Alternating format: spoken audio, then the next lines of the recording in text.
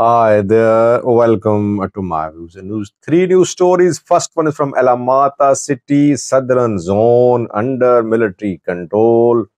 Tigray fighters trying to push towards it, no fighting, but they have their presence close to the mother city. Pamphlets have been found in streets and on roads in Alamata city. Who distributed these pamphlets? What is written on these pamphlets? Secondly, Fano fighters a few weeks ago kidnapped Debre Birhan University president. Back then, Fano did not claim responsibility for this incident, but we reported that it was Fano's work. And yesterday, Fano groups released a video of the Debre Birhan University president. What did he say? Thirdly, Eritrea, Italy cooperation. Italian ministers are planning to visit Eritrea next month, reported.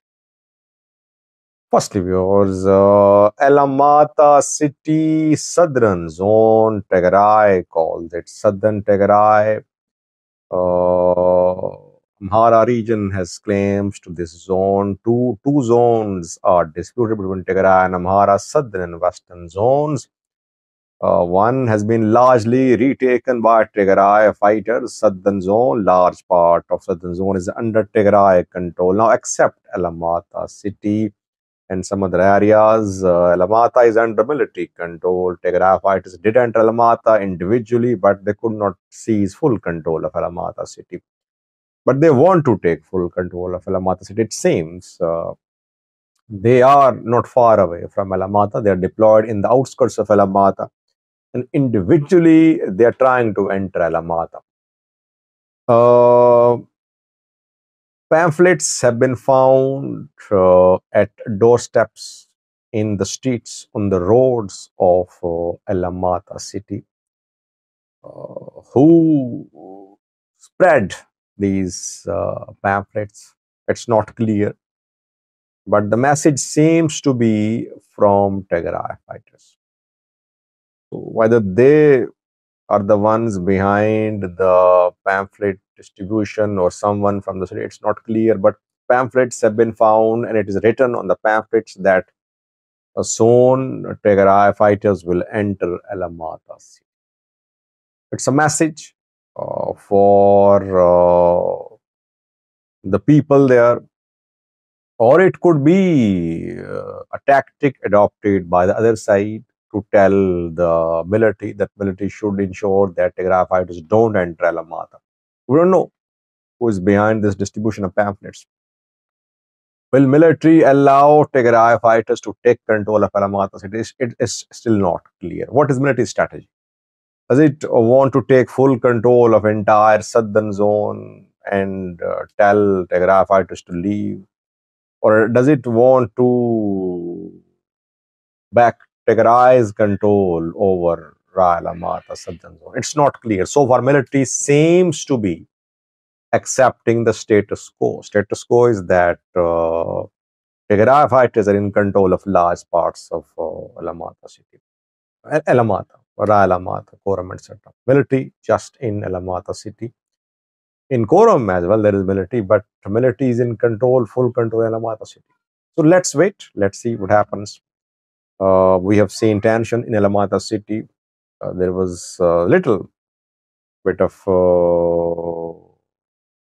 tension here when the two accused each other of attacking city infrastructure. Water supply system was attacked. Power transformers were stolen, reportedly.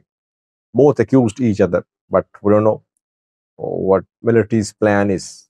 Hailu Abira is back in Alamata city, former mayor of Alamata, who fled Alamata when Tigray fighters entered southern zone and Amhara government was dismantled. Amhara militias were expelled as well. He fled towards North Wollo, but then he returned. All the signboards, all the boards with North Wollo written are being put down. writing is being erased from Alamata in the surrounds of Alamata as well. Because for Tigray fighters, this area is part of Tigray. They don't want Wollo, North Wollo to be written. They don't want this area to be shown as part of North of Wollo. So tensions there. So let's see what military decides. Secondly, viewers,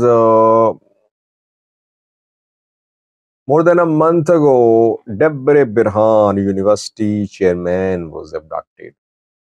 Debre Birhan is in North Shore zone of the Amhara region. The university chairman was abducted from his home. So far, we have seen several abductions, assassinations in North Shore zone. I told you about 3 assassinations in North Shore in the last 3 to 4 days, 5 days maybe. This abduction also happened in North Shore. Debre Birhan University is in North Shore. The chairman was abducted, but it was not acknowledged by Fano fighters. Why was he abducted? It was said that he discontinued Amharic classes at the university. That is why he was abducted. Fano groups yesterday released a video of the Debre Birhan University chairman. He is safe and sound in the custody of Fano fighters. The chairman apologized to Amhara people. He showed his support for Amhara Fano fighters. Obviously, that is what he'll do because he is in custody. But he requested apology from Amhara people. Let's see, will he be released? Maybe he'll be released. That is why he was shown by Fano fighters and his apology was released. Fano groups have been under criticism for abducting a teacher, a man in charge of a university. But they say that the man was working against Amhara interests. That is why he was abducted. Will he be released? Let's see. Video has been released, around 2 minute long video showing the university chairman seeking apology from Amhara people. Last viewers, I mentioned shift in US foreign policy towards Eritrea in last night's live chat. It seems that it's not just the US, European countries are also considering a shift in their foreign policy towards Eritrea. They maybe have realized that isolation is not a solution. Eritrea is still a player, keeping in view the deteriorating security situation in the Horn of Africa around near Red Sea. Eritrea cannot be just kept isolated. It is a player. That is why best strategy is that it should be engaged. It should not be allowed to join or to remain part of Russian Chinese camps. That is why US embassy has resumed its visa service in Asmara, Eritrea.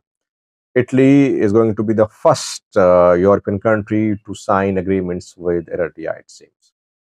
Sassavurki, Eritrean president, a few months ago attended Italy-Africa summit in Italy. And he stayed there for around 10 days. He met with Giorgia Meloni, the Italian prime minister. And we heard after that bilateral cooperation agreements will be signed between Italy and Eritrea. That visit by Sassavurki was very surprising because the man is very critical of the Western countries, of US. He calls them colonizers. But he went there, he stayed there. All African leaders left, but he was still there, shopping, uh, having a good time and meeting with Italian ministers. So now, reportedly, a delegation of Italian ministers is planning to visit Eritrea in June next month. Il Tempo is an Italian daily newspaper. It has published an article. The writer claims that in June, Italian ministers are going to visit Eritrea for an agreement, for a coordination agreement.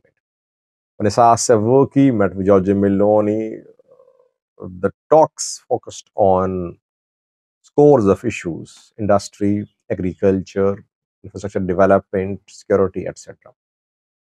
Eritrea important for Italy because of the tension between Houthis and Westerners. because of other conflicts in the region, uh, because of Italian economic interests, which Italy wants to promote in this region. We'll have to see what Eritrea and Italy agree on. So the visit is very likely. In June, we might see this minister's delegation visit Eritrea. Another minister spoke a few days ago, if you remember, and he hoped that Italy would be the first country to sign cooperation agreements with Eritrea. People say, Sajid, the human rights record of Eritrea is an obstacle to the improvement of ties between Eritrea and Western countries, Eritrea and US. I don't agree with that. The statements about human rights situation are issued uh, by US to put pressure upon the host countries, the countries which are the target of these statements. Otherwise, this is not the prime consideration for West and US when it comes to forging alliance with some countries. Human rights record is not the prime consideration. That is what we have learned, keeping in view the US and European foreign policy in different parts of the world. Thank you for watching.